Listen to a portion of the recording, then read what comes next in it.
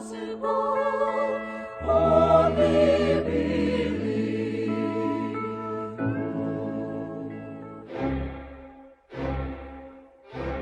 partir de agora,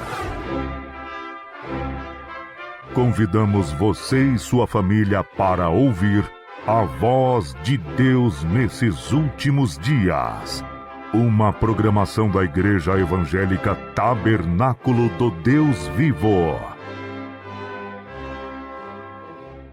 Porém ele disse: Eu farei passar toda a minha bondade por diante de ti, e apregoarei o nome do Senhor diante de ti, e terei misericórdia de quem eu tiver misericórdia, e me compadecerei de quem me compadecer.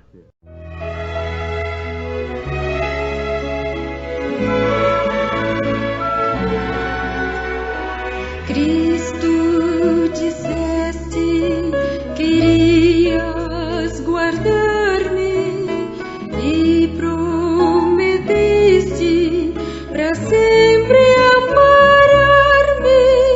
Estive tão perto de te abandonar, mas tua presença tornou-se real. Só tive que orar. E Jesus disse: vem para a água, descansa em mim.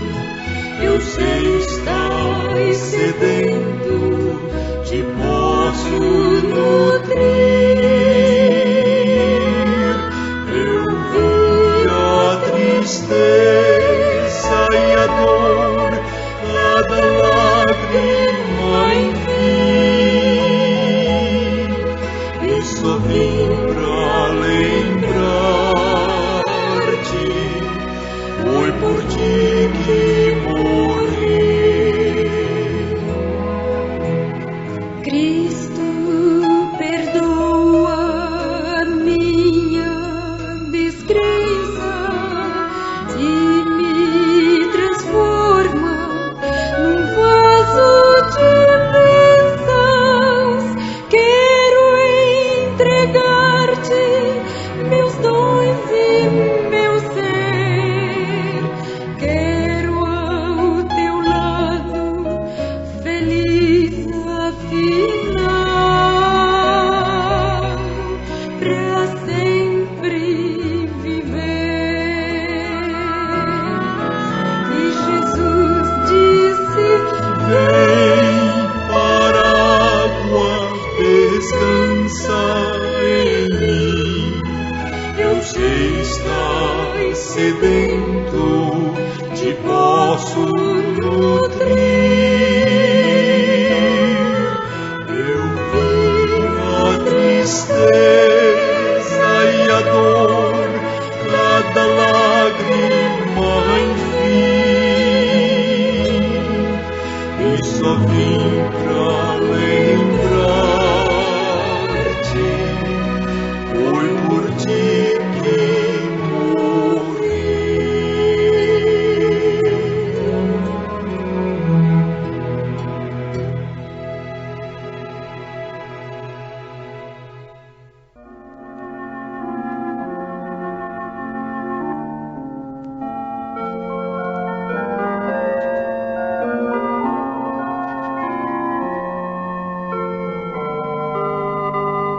Nós pedimos ao Senhor que, enquanto nós falamos a sua palavra, que é como no caminho de Emaús, os corações daqueles 2 discípulos ardiam enquanto ele falava, também os nossos corações possam arder enquanto ele nos fala.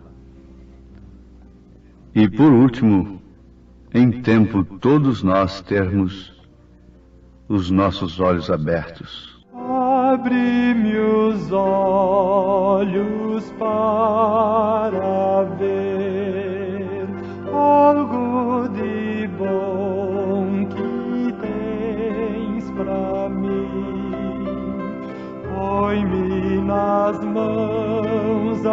aquele poder que me desate e solte enfim. Quero silente sim ficar, é meu Senhor a mim falar. Abre-me os olhos, dá-me luz, meu bom Jesus.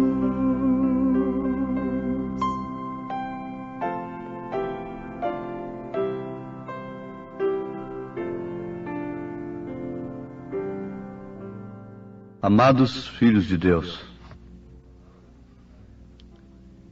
vamos analisar ainda sobre aquele grande assunto tão profundo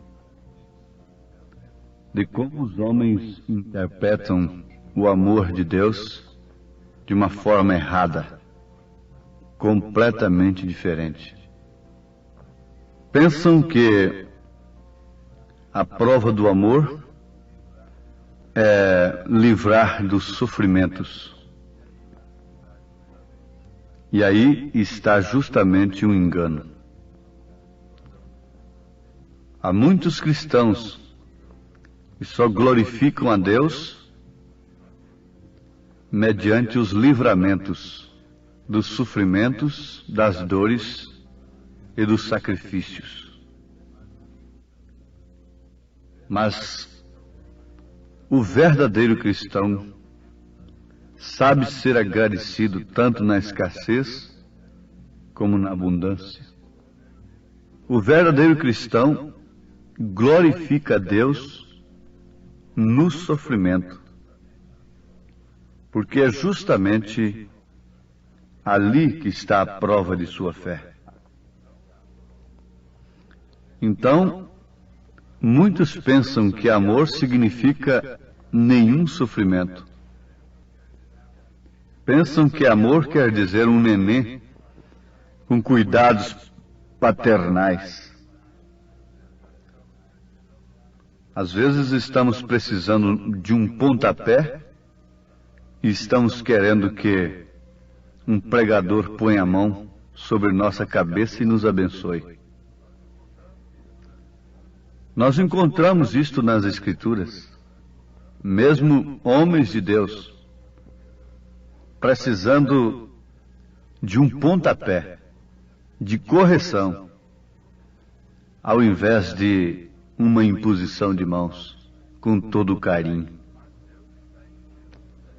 Mas Deus está em tempo nos advertindo sobre a sua verdade. E conhecereis a verdade, e a verdade vos libertará. Deus disse que seu amor é um amor eletivo. E nós já provamos isto através de Malaquias capítulo 1, versículo 2. E temos muitas outras referências. Temos a prova disto nas Escrituras. Em que nos amaste, diz Israel. Não foi Esaú, irmão de Jacó, diz o Senhor. Todavia amei a Jacó e aborreci a Esaú, e fiz dos seus montes uma assolação, e dei a sua herança aos dragões do deserto. Você diria, então Deus é parcial? Deus faz acepção de pessoas? Deus é onisciente. Ele conhece, desde antes da fundação, cada semente. Jamais ele aborreceria uma semente sua. E pela sua onisciência, ele sabia perfeitamente quem seria Esaú, onde estaria o seu coração e que valor ele daria à primogenitura. Por isso ele amou a Jacó, antes, no ventre ainda, e aborreceu a Esaú. Porque Deus não é apanhado de surpresa. Ele conhece a cada um desde antes da fundação do mundo. E criou a todos com capacidade de escolha e livre-arbítrio.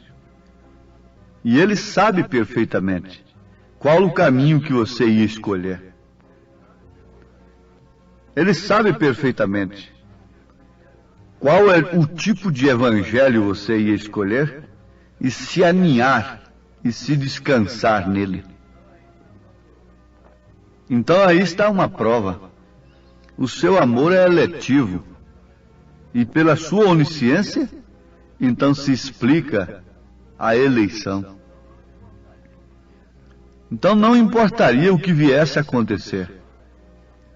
Seu amor será provado verdadeiramente pelo fato de que aquelas pessoas a quem Ele tem escolhido pela sua onisciência têm a salvação. E pela salvação eles dão as suas vidas, sofrem, enfrentam qualquer dificuldade. Eles passam a tomar conhecimento do que possuem, porque Deus vos escolheu para a salvação através da santificação do Espírito e crença da verdade. Está escrito assim. E aqui, em Êxodo capítulo 33, versículo 19, ele diz: terei misericórdia de quem eu tiver misericórdia, e me compadecerei de quem me compadecer. Agora, Ele é soberano. Se você quer amaldiçoá-lo, como a mulher de Jó aconselhou-o a fazer, como uma louca, isso é problema do homem individual. Se você quer dizer que ele é injusto, isso é problema seu. Agora ele diz: terei misericórdia de quem eu tiver. Ele é soberano. Ele pode perfeitamente entregar todos os seus filhos a quaisquer tipos de sofrimentos, de provas, sabendo que nenhum deles se perderá. Agora, nós devemos tomar conhecimento da soberania de Deus. Sendo Ele soberano, não cabe a nenhum de nós, como criaturas, e mais do que isso, como filhos, conjecturarmos acerca de sua vontade, interrogarmos por que aconteceu aquilo, por que aquele irmão morreu de tal maneira, por que aquela família morreu, por que aquele irmão, sendo tão fiel, morreu numa morte tão triste. Isso não é assunto nosso. Sabemos perfeitamente que nada acontece com o Filho de Deus sem que Deus permita. Para Satanás tocar na pele de Jó, Deus teve que permitir. Em tudo Deus tem um propósito. E você sabe qual é esse propósito. É de revelar-se a si mesmo através daquela pessoa. Se ele não tivesse um propósito, então ele seria autor da frustração e não da paz. Seu propósito é que depois de termos sofrido por um momento, nos tornaríamos perfeitos, refletiríamos o seu caráter, seríamos estabelecidos, fortalecidos e firmados, não derrotados, não ali murmurando e queixando-se. Como disse Jó, ele pôs força em nós. Jó fez essa declaração. Agora nós ouvimos ele próprio sofrendo, como está escrito na carta aos Hebreus, capítulo 5, versículo 8, versículo 9. embora sendo filho, aprendeu a obediência pelas coisas em que sofreu e, tendo aperfeiçoado, tornou-se o autor da salvação eterna para todos os que lhe obedecem. Então ele tem propósito em cada coisa que está acontecendo na vida do cristão. Numa linguagem bastante clara, o próprio caráter de Jesus foi aperfeiçoado pelo sofrimento. Ora, seria o suficiente para aqueles sacerdotes olharem nas Escrituras, no Velho Testamento, que eles liam tanto e interpretavam tanto como teólogos da era, sobre o sofrimento do Messias, as obras que ele faria. Seria então suficiente, e Jesus chegou a dizer: credes pelo menos pelas obras. E poderia ter dito: crede então pelo sofrimento que eu vou ter quando vocês me virem crucificado, quando vocês viram o Salmo 22, que vocês recitam nas sinagogas. Creiam então. Quando vocês virem lá no alto da montanha o Messias montado num asno, quando vocês viram uma virgem conceber, vocês fizeram foi difamá-la. Foi dizer que ela se perdeu e casou-se com um viúvo para consertar a situação. Foi a interpretação que aqueles líderes naturais tiveram do momento. Mas não sabem que o sofrimento de Jesus mostrou perfeitamente que ele tinha o caráter de filho de Deus. Aperfeiçoou o seu caráter. E segundo Paulo, ele deixou à sua igreja uma medida de sofrimentos que eles também, pela sua fé em Deus, enquanto sofrendo por ele, chegariam a um ponto de perfeição. No primeiro capítulo aos Filipenses, Paulo disse que a nós, os crentes, foi concedido não somente crer nele, mas também como padecer por ele. Veja o que Tiago disse: meus irmãos, tende por motivo de toda alegria o passar por várias provações, sabendo que a provação da vossa fé, uma vez confirmada, produz perseverança. Ora, a perseverança deve ter ação completa para que sejais perfeitos e íntegros, em nada deficientes. Se você não pode sofrer as aflições como um bom soldado de Cristo, como pode você estar nas milícias eternas? Agora você pergunta: por que então ele fica apenas assistindo o sofrimento de seus filhos? A razão se encontra na carta aos Romanos, capítulo 8, versículo 17 e 18. Ora, se somos filhos, somos também herdeiros, herdeiros de Deus e co-herdeiros com Cristo. Se com ele sofrermos, sim. Continuando, o apóstolo diz: porque para mim tenho por certo que os sofrimentos do tempo presente não são para comparar com a glória por vir a ser revelada em nós. Ouvintes, a menos que soframos com ele, não podemos reinar com ele. Paulo disse isso a Timóteo: se sofrermos com ele também nós reinaremos. Temos de sofrer para reinar. Diz aquele grande lutador: se tenho que vencer, tenho que lutar. Esforça minha coragem, Senhor. A razão disto é que o caráter simplesmente não é nunca formado sem sofrimento, sem prova. O caráter é uma vitória, não um dom. Caráter não é um dom, é uma vitória. Um homem sem caráter não pode reinar, porque o poder sem o caráter é satânico.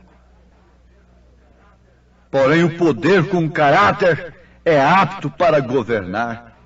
E para governar o mundo no milênio, isto tem que ser somente através do caráter de Cristo. Veja só o que o caráter do homem tem feito com o mundo durante 6.000 anos, com a terra, somente destruindo-a. Enquanto que o caráter de Cristo vai restaurá-la totalmente. Ela vai se tornar novamente um Éden. E quem irá governá-la? A Bíblia informa. São aqueles que suportam o julgamento da palavra aqui.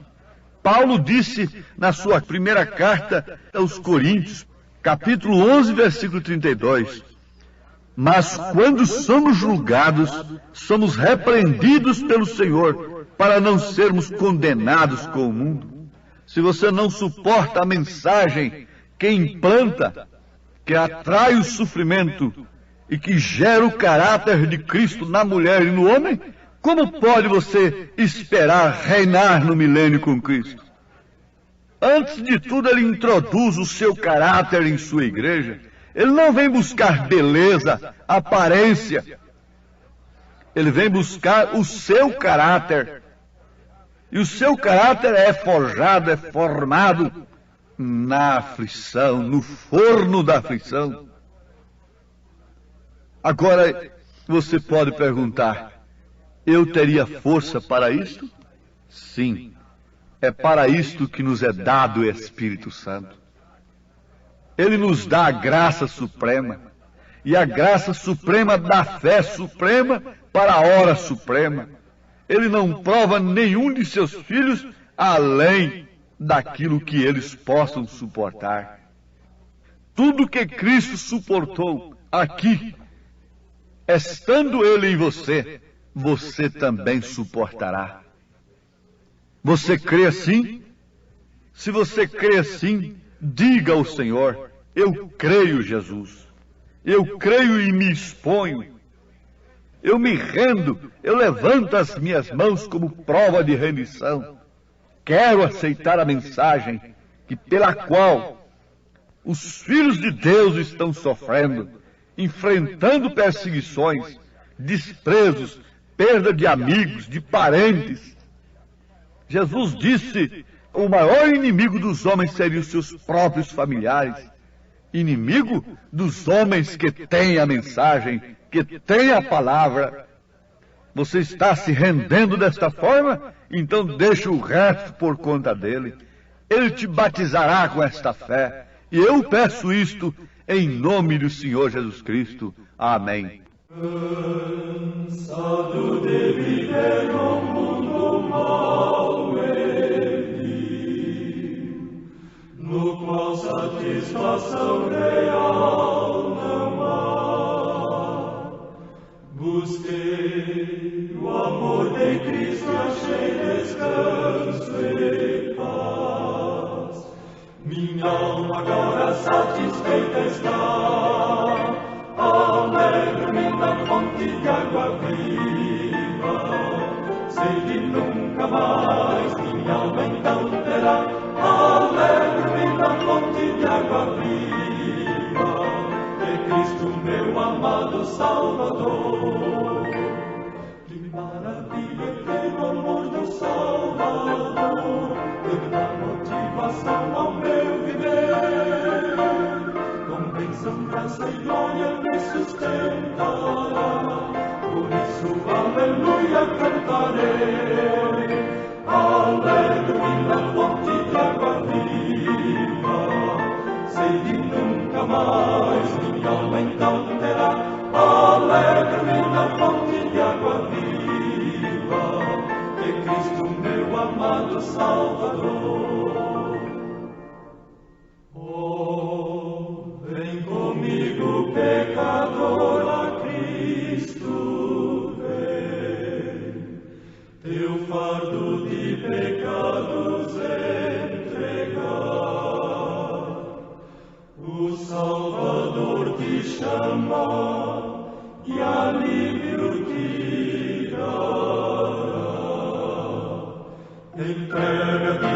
comigo ao Salvador. Alegro-me na fonte de água viva, sede nunca mais minha alma então terá. Alegro-me na fonte de água viva, que é Cristo meu amado Salvador. Salvador, Salvador, Salvador, tem compaixão de nós. Se tens mágoas, volve agora a Cristo, o melhor amigo que tu tens. Eis que está a ti sempre achegado, pronto a dar-te seus melhores bens. Leva a Cristo as tuas mágoas, vai com Ele ter, vai sem mesmo te deter. Leva a Cristo as tuas mágoas, que Ele as troca todas em prazer.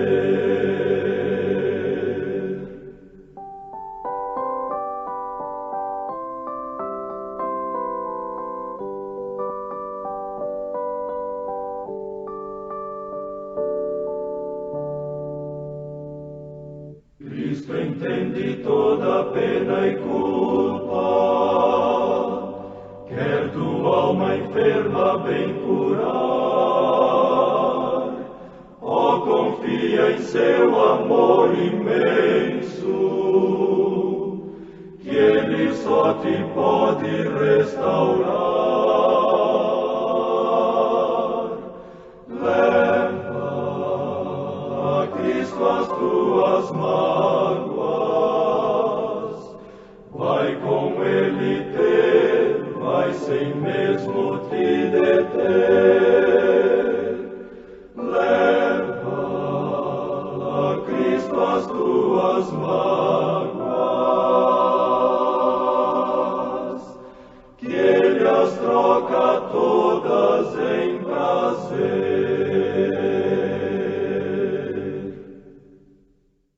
Convidamos você e sua família para ouvir a voz de Deus nesses últimos dias.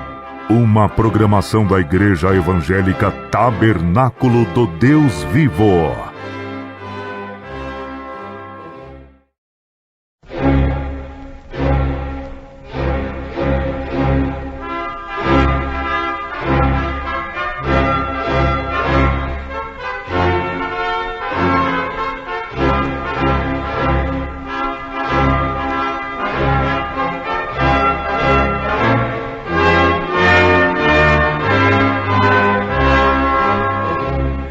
Neste momento, Deus, através desta emissora, leva até você mais um programa de fé, com mensagens, hinos e orações a seu favor. E é por Cristo que temos tal confiança em Deus.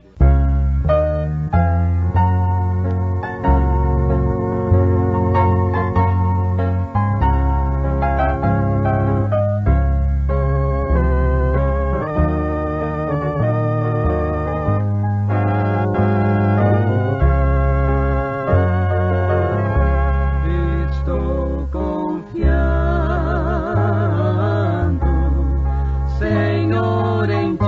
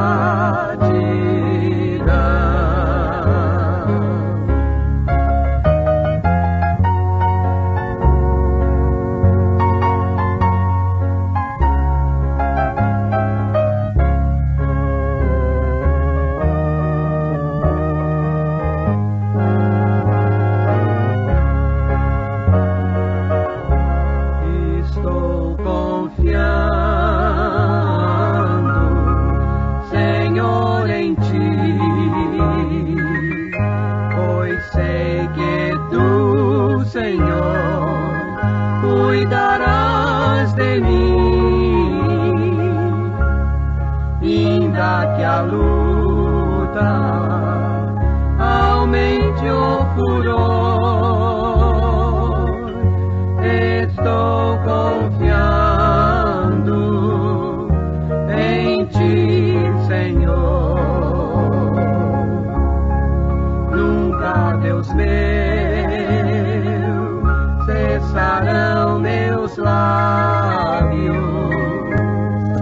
de bem dizer-te e de cantar Tua glória, porque conservo de Teu amor imenso profunda gratidão.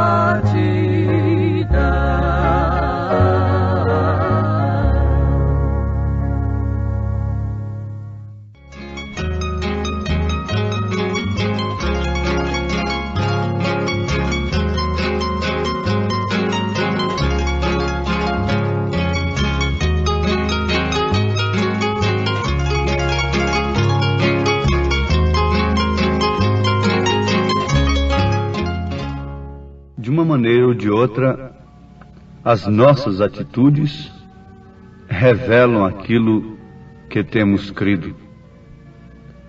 Se cremos verdadeiramente, genuinamente, numa coisa correta, na coisa genuína, as nossas atitudes mostram que de fato temos crido genuinamente numa coisa que é genuína. E a única coisa genuína e verdadeira é a palavra de Deus. São Paulo disse aos Coríntios, na sua segunda carta, capítulo 3, versículo 4: e é por Cristo que temos tal confiança em Deus.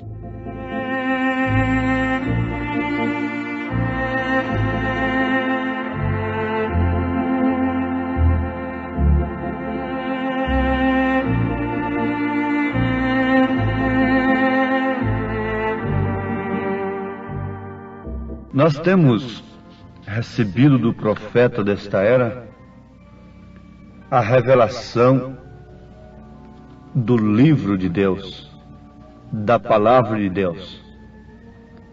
Ele veio com este ministério de revelar o mistério de Deus escondido aos sábios entendidos, mas revelado aos pequeninos. O mistério tríplice de Deus, que está escondido do mundo desde antes da fundação do mundo. Deus em Cristo, Cristo na igreja e a igreja no reino restaurado. A fé da qual temos falado e vos anunciado não é uma fé baseada em sensação, nem tampouco em emoção. O profeta desta era afirma que o batismo do Espírito Santo não é nem mesmo os frutos. O batismo do Espírito Santo é uma fé genuína na mensagem do dia. Agora, isso é incontestável. Isso não pode ser de maneira alguma resistido por um cristão. Por quê? Que tal se eu estivesse por aí a me emocionar, saltando e glorificando, falando em línguas e curando os enfermos, mas não cresce na palavra do dia? Não cresce no mensageiro e na mensagem que Deus envia no seu determinado dia? De nada valeria a pena. Eu poderia ser muito bom, ter uma vida limpa, mas, contudo, ficar no lugar de Nicodemos. Nicodemos tinha uma vida limpa e não foi nem mesmo contra Jesus. mas ele tinha que passar por uma experiência superior àquela que ele tinha no presente. O mesmo acontece quando o profeta pregava naquele dia, naquela hora mesmo a sua igreja, tinha que receber aquilo que ele revelaria logo em seguida na segunda etapa. É o que nós, os pastores, que pregamos esta mensagem, devemos muito observar. Nos transportar lá para o momento e para o dia que o profeta estava falando aquilo, pregando aquilo, mesmo que fosse para a sua igreja, porque ele estava preparando, prevenindo a igreja para receber uma coisa que ainda seria revelada. E no caso, foi justamente a revelação dos 7 selos que causou um impacto tremendo. Justamente isto aí. Agora, amados, vejam na mensagem Cisternas Rotas, ele diz: a evidência mais perfeita na qual posso pensar é amor. E assim continuamos falando disso. Ele estava falando com o irmão Nivale sobre o assunto do batismo com o Espírito Santo, sobre a evidência do batismo do Espírito Santo. Mas o profeta diz, e logo eu pensei, isso soa muito bem, é o amor a evidência do batismo com o Espírito Santo. Assim sendo, sustive isso, preguei por muito tempo, não é? Em outras palavras, sim, um homem tem amor, e se este homem tem amor, então é batizado com o Espírito Santo. Porém, um dia o Senhor me corrigiu numa visão, e ele disse que a evidência do Espírito Santo era poder receber a palavra, nem amor, nem falar em línguas, mas receber a palavra. Receber a palavra, não na mente, no intelecto, o que acontece com muitos, mas sim na vida vivida, no coração.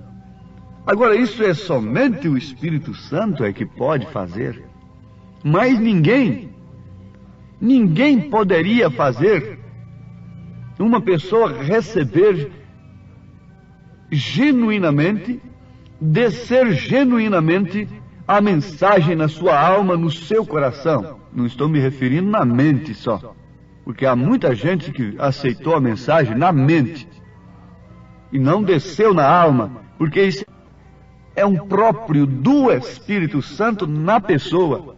Somente o Espírito Santo, não é propriamente uma obra do Espírito Santo, como seja arrependimento, justificação, santificação, que são obras do Espírito Santo. Mas receber a palavra na vida, na alma, esse é o próprio Espírito Santo em nós. Você já recebeu? Você já recebeu a palavra? Agora, os pastores. Vejam, o profeta diz que a congregação não terá um nível de fé mais alto do que a nossa fé. E qual é a nossa fé? Que nós temos ou não o Espírito Santo? Se nós cremos que não temos o Espírito Santo, então a congregação nunca terá. Porque a congregação não vai acima do nível de fé que tem o seu pastor. Agora está aqui uma coisa profunda. Paulo dizendo, e é por Cristo que temos tal confiança em Deus. Sabemos perfeitamente que não é emoções. Na mensagem Véu Adentro, o profeta diz, a unção não é emoções. A unção do Espírito Santo. Antes ele diz, agora pensaríamos, se tal unção estava sobre ele, profetizada há 800 anos, que se efetuasse a presença, e aqui estava ele com esse tipo de unção, a plena bênção, e a unção do Senhor sobre ele, correríamos por todo o edifício, gritaríamos e faríamos um alvoroço. Se nós descobríssemos que tínhamos aquela unção que estava prometida para Jesus, quando ele reconheceu naquele dia: hoje tem se cumprido estas Escrituras. Mas serenamente ele entregou o livro para o sacerdote, dizendo: hoje tem se cumprido estas Escrituras. Serenamente. Se acontece isso conosco, nós estaríamos gritando pelo edifício, fazendo um alvoroço, dizendo: esta unção está em mim. Não. Com Jesus não aconteceu assim. Havendo ele enrolado o pergaminho, se assentou e grandes palavras saíram de sua boca. Foi isso que fez sob a unção. Não foi apenas gritar e saltar. Agora, muitos estão esperando uma evidência de que tem o Espírito Santo. Leia Cisternas Rotas. E mesmo na mensagem, a maior batalha jamais pelejada, diz que é uma fé genuína na mensagem. Para que foi dado o Espírito Santo? O que é o Espírito Santo?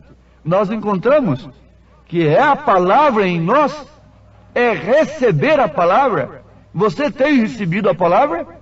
Maria recebeu, e ela logo se pôs na forma de dar à luz o filho? Não, aquilo foi tomando forma. Foi tomando forma. Foi tomando forma. Nós temos que saber que antes de termos potencialmente, nós não podemos ter a plenitude. Antes de você ter a semente de uma árvore, você não pode ter aquela árvore. Antes de ter um copo vazio e limpo, você não pode ter um copo cheio. Antes de ser uma pessoa vazia do mundo, limpa, redimida, você não pode ser cheia do Espírito Santo. Alguém me perguntou uma vez: escuta, pastor, você tinha o Espírito Santo quando você foi batizado em nome de Jesus Cristo? Eu disse assim: uma prova que eu tinha o Espírito Santo é que eu não rejeitei o batismo em nome de Jesus Cristo. Eu não rejeitei a mensagem. Quem tem o Espírito Santo não rejeita a mensagem. Poderia uma pessoa ter recebido o Espírito Santo antes de conhecer a mensagem? Sim, perfeitamente.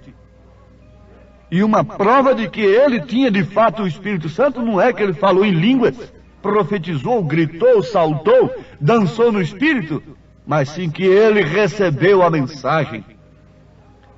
Ele recebeu a palavra. Tendo o Espírito Santo, ele não pode rejeitar a palavra do Espírito Santo. Aquilo combina, aquilo apraz a sua alma. Agora eu pergunto aos irmãos: vocês têm recebido ou não a mensagem, a palavra? Não estou falando àqueles que recebem só na mente. Tem um desespero para isso descer. Um amado irmão que foi batizado há pouco tempo, que era pastor em uma certa denominação, falando com a sua irmã, pregando a mensagem para ela, ela lhe disse: estou com a cabeça grande, como que inchada depois de ouvir a mensagem. Ele disse: agora tire da cabeça e deixe descer para o coração. Faça como eu fiz. E aquele menino estava ali orando, lá no altar: ó Deus, Senhor, faça meu pai crescer 30 centímetros abaixo de sua cabeça. Ajuda meu papai a crer 30 centímetros abaixo de sua cabeça. Quer dizer, ia pegar no coração do pai. Não crer somente na cabeça, porque crer na cabeça muita gente tem crido. Eu não estou falando a estes, estou falando a você que tem crido genuinamente na mensagem, no mensageiro do dia. Tem ou não você o Espírito Santo? Maria creu na palavra de Deus, na palavra do anjo, e ela já foi dando a luz ao filho na mesma hora? Não, aquilo foi tomando forma na sua vida. Foi tomando forma. Se nós fugirmos daqui, nós estamos fugindo da mensagem, da palavra de Deus. Nós vamos formar um ismo à parte. O profeta diz que o natural explica o espiritual. Ele tomou a mulher para explicar isto. Nessa mensagem mesmo, véu adentro, o Espírito Santo me chamou a atenção. Ele disse assim: Abraão, quando era já velho, a ele não lhe importava a idade. ele sabia que Deus era capaz de fazer o que ele disse que faria. Não é isso maravilhoso? Bem, Deus não morre. Deus é de eternidade e em eternidade. Mas o que me prende a atenção e chama a atenção de todos nesse instante é que Abraão sabia que Deus era capaz de fazer o que ele disse que faria. O que foi que Abraão recebeu de Deus? O que foi que Abraão havia ouvido de Deus? É que teria um filho. Sara, já com a idade avançada, seria renovada, ficaria formosa. Abraão também voltaria a seu estado normal. E eles conceberiam um filho, teriam um filho, o filho da promessa. Agora eu pergunto, quando foi que Abraão recebeu aquele filho? Foi o dia que ele nasceu? Respondam-me, quando foi que Maria recebeu o filho que o anjo lhe falou? Foi quando Jesus nasceu lá na manjedoura? Quando é que a mulher recebe o filho? É quando a criança nasce? Não, é quando ela concebe. Você concebeu a mensagem? Ela desceu para as suas entranhas? Então quando é que você vai ter o Espírito Santo? Agora sim, na mensagem Fé Perfeita, o profeta diz que os discípulos tinham o Espírito Santo. Lhes faltava uma fé, a fé para mover o Espírito Santo neles. Te falta essa fé? Nos falta esta fé perfeita que move o Espírito Santo em nossa vida? O Espírito Santo tem ou não movido a nossa vida contra o pecado? Temos procurado viver vidas justas e piedosas? Ou não? Quem é que dá o desejo destas mulheres vestirem-se de acordo com as santas mulheres? O fundo que clama o fundo, esse fundo que clama dentro de nós, pela fé transformadora dos nossos corpos, é o Espírito Santo clamando dentro da noiva. Abba, Pai, que quer dizer Pai, Pai. Pai, Pai, nós estamos na hora, estamos chegando ao momento, Pai. Nós sabemos que Deus é capaz de fazer o que Ele disse que faria. Ele disse que vai mover essa grande máquina, essa grande dinamite, será explodida, não pelas minhas gatimunhas, não pelas minhas caretas, não por meus esforços, mas sim pelo próprio Espírito Santo, dentro de mim, dentro de você, dentro da noiva de nosso Senhor Jesus Cristo, a ponto de dar à luz o Filho ser transparente, visível em nossa vida, e então nós chamaremos os mortos. O que te falta nesta hora, minha irmã? O que te falta nesta hora, meu irmão? Falta-te alguma coisa? Então se põe a orar, se põe a buscar o Senhor. Ó Deus eterno, no nome de nosso Senhor Jesus Cristo, te suplicamos, ó Pai bendito, que o poder do teu Espírito Santo, que o poder da tua palavra possa tomar conta da nossa vida, e a nossa vida glorificar o teu nome acima de todas as coisas. Temos crido como Abraão, que o Senhor é capaz de fazer o que disse que faria, transformar os nossos corpos abatidos, nos dando esta fé poderosa para o rapto, para o arrebatamento, em nome de Jesus Cristo. Amém, Senhor. Amém. Assim qual um rio